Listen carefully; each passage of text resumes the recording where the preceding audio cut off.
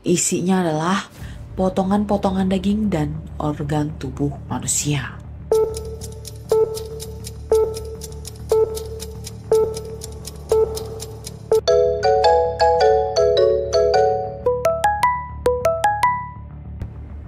Halo teman-teman, balik lagi bersama aku Jenny di sini. Nah, di video kali ini aku akan membahas salah satu kasus pembunuhan mutilasi yang paling menggegerkan yang pernah terjadi di Jakarta.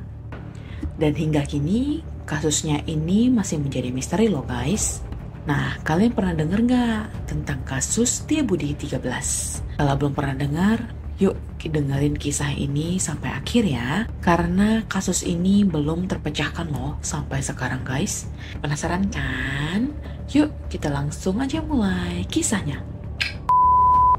Kasus Setiabudi 13 ini terjadi pada tahun 1981 di Jakarta. Kejadian ini bermula pada pagi hari di tanggal 23 November tahun 1981 saat dua satpam dari perusahaan PT Garuda Mataram Motor yang bernama Surya Dijaya dan Ade Sumarna mencium bau busuk yang menyengat dari trotoar di Jalan Setiabudi. Mereka pun menemukan dua buah kardus yang mencurigakan. Awalnya mereka tuh mau buka, tapi mereka tuh udah punya firasat buruk nih tentang dua kardus ini. Jadi mereka mengurungkan niatnya untuk membuka dua kotak itu. Dua satpam ini pun akhirnya melaporkan penemuan kardus ini ke polisi lalu lintas yang sedang bertugas saat itu.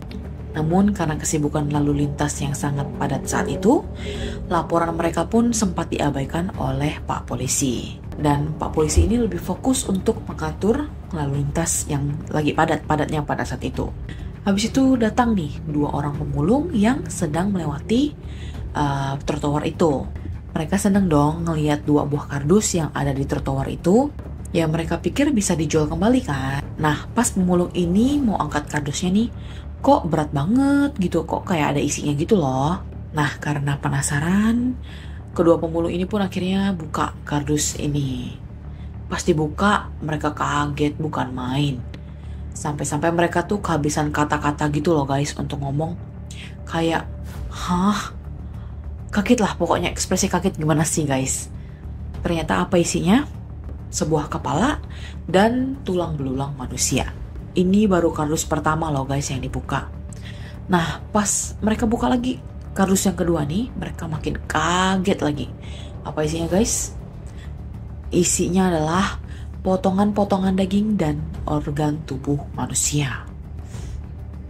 Nah kali ini tuh mereka kagetnya bukan main.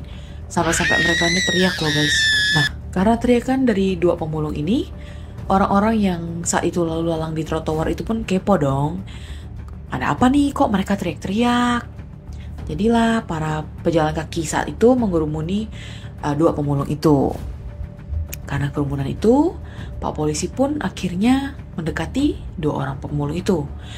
Pak Polisi ini juga udah mendengar kabar-kabar kalau ada potongan tubuh manusia yang ditemukan. Tapi Pak Polisi pada awalnya masih positive thinking ya. Kalau potongan tubuh itu sebenarnya adalah potongan daging sapi. Positive thinking banget ya Pak Polisi ini guys. Tapi mereka tuh akhirnya terkejut juga loh saat mereka tahu bahwa potongan daging yang ditemukan pada kardus itu ternyata beneran potongan tubuh manusia. Setelah Pak Polisi menemukan potongan tubuh ini, mereka akhirnya membawa bagian-bagian tubuh ini ke Rumah Sakit Cipto Mangunkusumo atau RSCM di Jakarta Pusat. Nah, menurut almarhum Dr. Abdul Munim Idris, seorang ahli forensik legendaris dari RSCM, yang memeriksa korban mutilasi menyatakan bahwa dari hasil otopsi tulang belulang dan daging diketahui pelakunya sangat sadis. Si pembunuh tidak hanya memotong-potong tubuh korban, tapi juga menyayat dan mengupas seluruh daging dari tulangnya. Udah kayak ini ya, nyayat-nyayat daging kambing guling gitu loh. Nah, proses mutilasi ini itu diperkirakan memakan waktu 2-4 jam.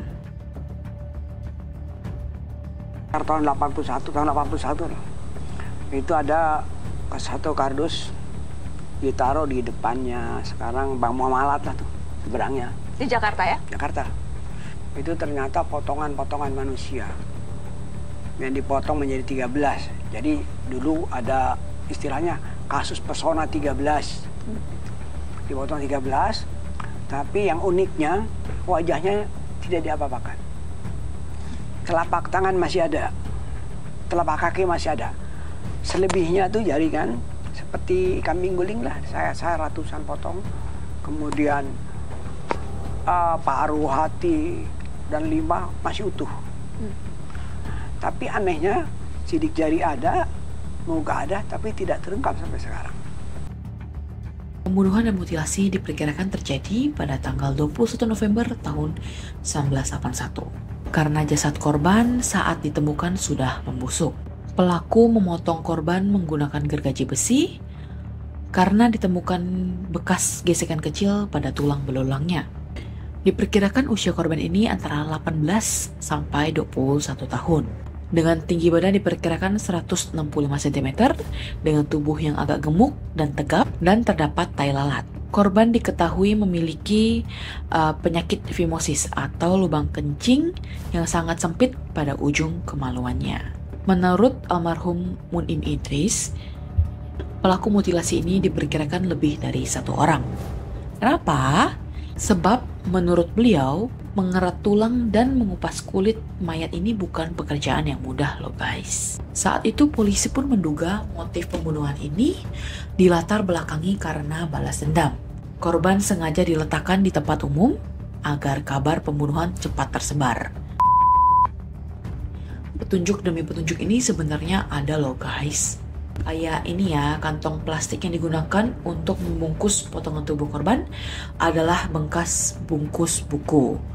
Nah, dalam plastik itu tertera sebuah nama toko yang terletak di Jalan Pasar Baru, Jakarta Pusat. Sedangkan plastik lainnya adalah plastik supermarket yang ternyata dekat dengan Pasar Baru. Di dalam kardus terdapat juga 3 eksemplar koran terbitan sore 19 Agustus 1981. Koran itu terlihat masih sangat rapi, kayak belum pernah dibaca gitu. Namun dengan petunjuk itu polisi nggak berhasil juga untuk menemukan pelakunya. Bahkan nih ya, hingga sekarang 40 tahun kemudian kasus ini nggak pernah terungkap. Belum pernah ada satupun pihak yang dinyatakan bersalah atau yang bertanggung jawab atas pembunuhan mutilasi ini. Bahkan nih ya, identitas korban pun sampai saat ini tidak pernah terungkap. Padahal banyak banget petunjuk yang ada di tubuh korban. Sebenarnya saat itu ada ratusan orang yang melaporkan kehilangan anggota keluarganya. Tapi sayangnya hingga 26 November 1981, keluarga orang hilang yang melapor ke polisi nggak memiliki data yang cocok dengan korban mutilasi itu. Nah, kalian tahu nggak guys, kenapa namanya menjadi kasus Setiabudi 13?